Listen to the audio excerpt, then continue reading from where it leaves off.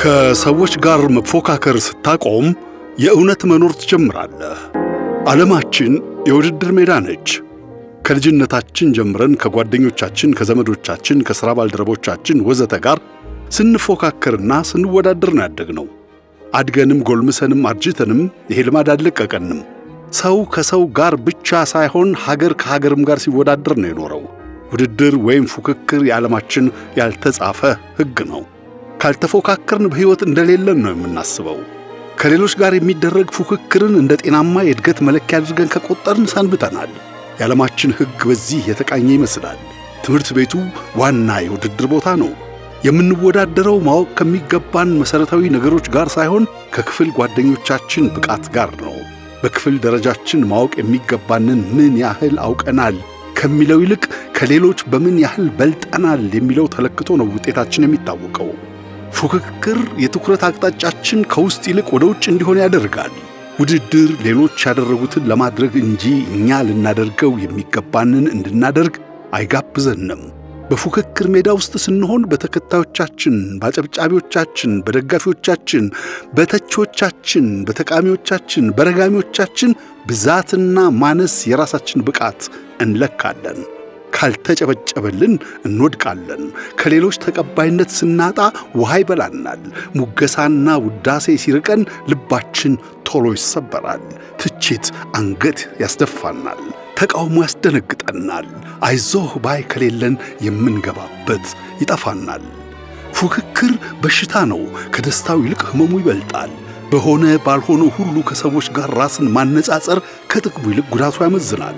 ውድድር ደስታን ይነጥቃል፣ እርካታን ያጠፋል። ይልቁንስ ሌሎች በእኛ ላይ እንዲቀኑ ወይም እኛ በሌሎች ላይ እንድንቀና መንገድ ይከፍታል። ቅናት ምቀኝነትን፣ ምቀኝነት ክፋትን ይወልዳልና መጨረሻው ጥልና ጥፋት ያመጣል። የሌሎች ስኬት የእኛ ስጋት ይሆናል። ሌሎች ባደጉ ቁጥር እኛ ያነስን መስሎ እንዲሰማን ያደርጋል። የሕይወታችንን እርካታ ሌሎችን ከመብለጥ ጋር ስለምናያይዝ እርካታችን አንዴ ወደ ላይ አንዴ ወደ ታች ከፍ ዝቅ ይላል። በምንበልጠው ደስ ሲለን፣ በሚበልጡን ደግሞ እንበሳጫለን። ፉክክር የተጠናወተው ሰው እንደ ራሱ ሳይሆን እንደ ጎረቤቱ ነው የሚኖረው። ግለሰባዊ ልዩነትን አይረዳም። እንደ ገሌ ለምን ደስተኛ አልሆንኩም በማለት ኑሮን ያማርራል። እንደ ጓደኛዬ ለምን አልተሳካልኝም ማለት እንደ ገሌ ለምን ረጅም ወይም አጭር አልሆንኩም እንደማለት ነው። ለከሌ የተሰጠው ተፈጥሯዊ ስጦታ፣ መክሊት፣ ዕድል፣ አጋጣሚና ጸጋ ለእኔ ከተሰጠኝ ጋር አንድ ሊሆን አይችልም። ሰው አንድ አይነት ነገር ሳይኖረው እንዴት ከሌላው ጋር ሊፎካከር ይችላል? አሜሪካዊው የሥነ ልቦና ባለሙያና ፈላስፋ የነበረው ዊልያም ጄምስ ወደፊት መሆን ካለብን ነገር ጋር የምንወዳደር ከሆነ በግማሽ ነቅተናል ማለት ነው። compared to what we ought to be, we are half awake ይላል። ዊልያም ብዙዎቻችን በተፈጥሮ ያገኘነውን ሙሉ ኃይላችንን በአግባቡ አልተጠቀምነውም። ያልተጠቀምንበት ምክንያቱ በሌሎች አስተያየትና ከሌሎች ጋር በምናደርገው ፉክክር መክሊታችን ስለተጋረደ ነው በማለት ያብራራል። ከግባችን ጋር ስንፎካከር በግማሽ እንነቃለን ያለውም ከራስ ጋር ንግግር ስንጀምር ውስጣችን ያለውን በቂ ኃይል አሟጠን በመጠቀም ራሳችንን በራሳችን ሕሊና መምራት እንጀምራለን ማለቱ ነው።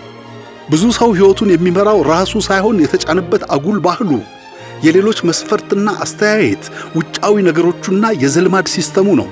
ለዚህ ነው ብዙዎቻችን በአውቶ ፓይለት የምንንቀሳቀሰው። ሲስተሙ ነው እያከነፈን ያለው። በራሳችን ሲስተም አይደለም የምንኖረው። የራሳችንን መሪ ጨብጠን ራሳችንን እስካልሾፈርነው ድረስ እንዲሁ በሌሎች ሲስተም ተጭነን መነዳታችን ይቀጥላል። ወዳጄ ሆይ 26ኛው የአሜሪካ ፕሬዝደንት የነበረው ቴዎዶር ሩዝቬልት ፉክክር ደስታን የሚነጥቅ ሌባ ነው፣ ኮምፓሪዥን the thief of joy እንዲል ውድድርህን ከትላንትና ከነገህ ጋር ብቻ አድርገው።